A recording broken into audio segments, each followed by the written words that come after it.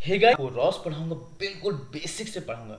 Ross 2 को पढ़ाऊंगा, Ross के साथ कंपैरिजन कराऊंगा। जो रॉस 1 मैंने आपको बेसिक से पढ़ाया था, रॉस 1 और रॉस 2 में क्या डिफरेंस है, क्यों मैं आज से आपको रॉस 2 पढ़ा रहा हूँ, और बहुत सारी चीज़ें पढ़ाने वाला हूँ। स्पेशली मैं आपको एक चीज़ बताने वाला हूँ, जो मैं यहाँ पर रॉस 2 पढ़ाऊंगा, स्पेशली मैं पाइथन लैंग्वेज को फॉलो करने वाला हूँ।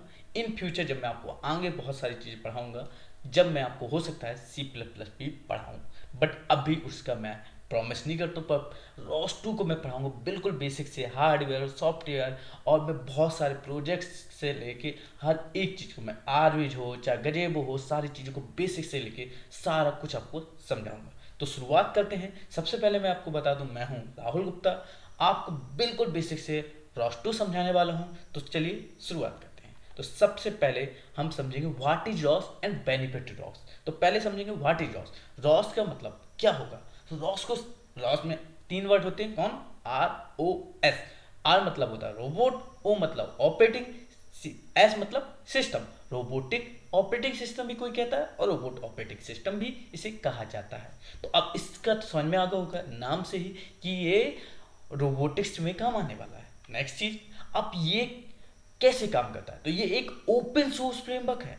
अब ओपन सोर्स से हम क्या समझ सकते हैं। ओपन सोर्स मतलब ऐसा फ्रेमवर्क जिस पे कोई भी पर्सन अपना कंट्रीब्यूशन दे सकता है।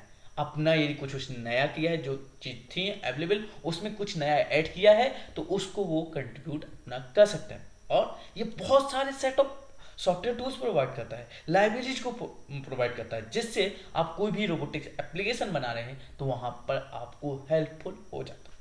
तो बहुत बढ़िया चीज़ है, ये तो समझ में आया। तीसरा पॉइंट क्या है।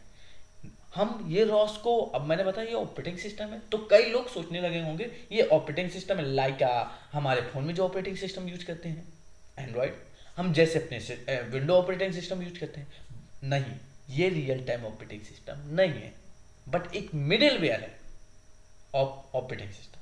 ठीक है। अब नेक्स्ट चीज है benefit of. Benefit of loss से हम क्या समझ सकते हैं। बेनिफिट ऑफ लॉस में पहला पॉइंट आता है रिड्यूस। ये डेवलपमेंट टाइम को रिड्यूस करता है। अब कैसे रिड्यूस करता है डेवलपमेंट टाइम। तो भाई बहुत सारे, हमें कोई एप्लीकेशन बनाना है, अब वहां पर एप्लीकेशन बनाने हैं, और हम उस एप्लीकेशन मतलब बनाना है, उसके लिए सारे स्मॉल स्मॉल लाइब्रेरीज हैं, टूल्स हैं, यदि खुद से डेवलप करने जाएंगे तो क्या करें, बहुत सारा टाइम हमें देना पड़ेगा, और हमारा टाइम यूज नहीं होगा सही जगह पे।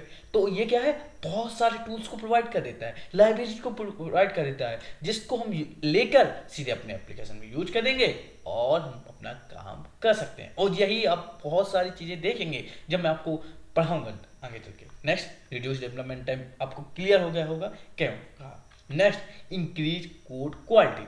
ये क्या करता है, कोड की क्वालिटी इंक्रीज कर देता है। अब भाई देखो, जैसे हम कहीं और पे लिख रहे हैं, किसी और सिस्टम में कर रहे हैं, रॉस के अलावा हम रोबोटिक्स को जैसे एप्लीकेशन है, उनको करने के लिए हम कर सकते हैं, पर वहाँ पर जो कोड क्वालिटी है इंक्रीज नहीं होती है।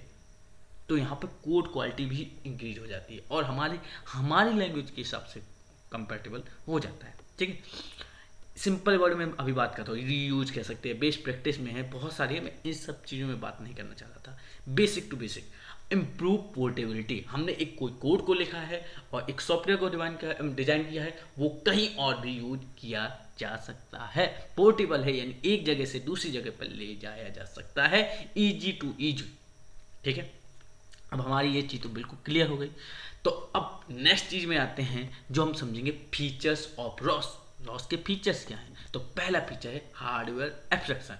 रॉस क्या प्रोवाइड करता है, layer of abstraction between the robot hardware and the software that control it. मतलब हमने कोई एप्लीकेशन, मान लो मैनिपुलेटर है, मान लो हमारे पास मोबाइल रोबोट है, तो उसके हार्डवेयर और सॉफ्टवेयर के बीच में एक लेयर एब्स्ट्रैक्शन प्रोवाइड करता है, जिससे हम इजी टू कंट्रोल कर पाते हैं दोनों चीज़ में। अपने एक सिमुलेशन एनवायरनमेंट में भी उसे अच्छे से कंट्रोल कर पाते हैं, और साथ में हम हार्डवेयर में भी उसे इजी टू क्या कंट्रोल कर पाते हैं। क्या कहता है, ये डेवलप कर देता है easier to develop software that is compatible with different type of hardware. जो हम ये क्या है, इजियर डेवलप कर देता है सॉफ्टवेयर, तो जो किसी भी टाइप के डिफरेंट टाइप के हार्डवेयर में कंपेटेबल है। Next, communication. बहुत सारे कम्युनिकेशन टूल्स प्रोवाइड करता है, जिससे हम रोबोट सॉफ्टवेयर में यूज कर सकते हैं, different parts of robot software में यूज कर सकते हैं। तो Ross provides a number of tools for communication between different parts of robot software.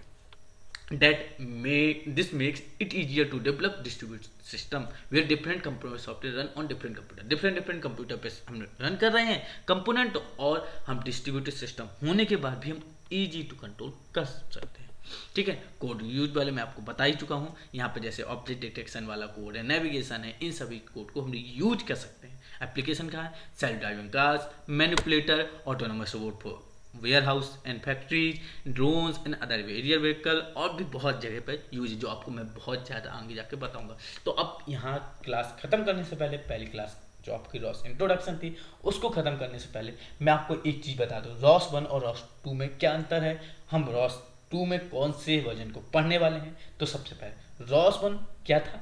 Ross 1 आपका कौन सा सिस्टम था? ये क्वेश्चन में एक्स्ट्रा एड ऑन चीज़ बता रहा हूँ। रॉस 1 क्या था?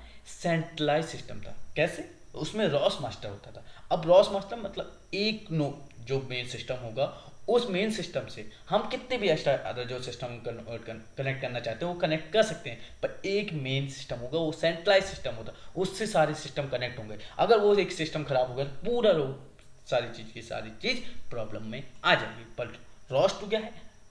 डिस्ट्रीब्यूटेड सिस्टम है। डिस्ट्रीब्यूटेड मतलब हर नोड अपने आप का राजा है, मतलब हर सिस्टम खुद का वो है, सारे सिस्टम की अपनी फ्रीडम होगी। ठीक है, ये चीज़ तो आपको समझ में आ गई।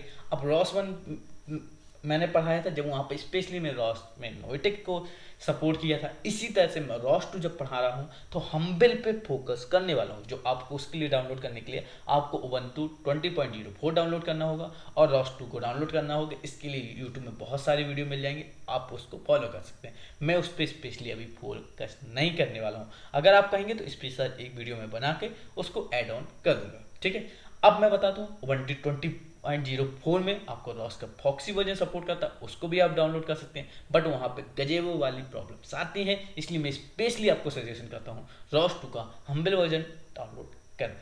ठीक है, तो दोस्तों आज की पहली क्लास में बस इतना ही। अगर आपको वीडियो अच्छी लगी है तो आपको लाइक करना है, दोस्तों के साथ शेयर करना है। नेक्स्ट क्लास में लेके आऊँगा बहुत सारी इंटरेस्टिंग चीज़, आपको विद कोड सारी चीज़ समझाऊंगा, तो आप मेरे साथ जुड़े रहिए। Thank you.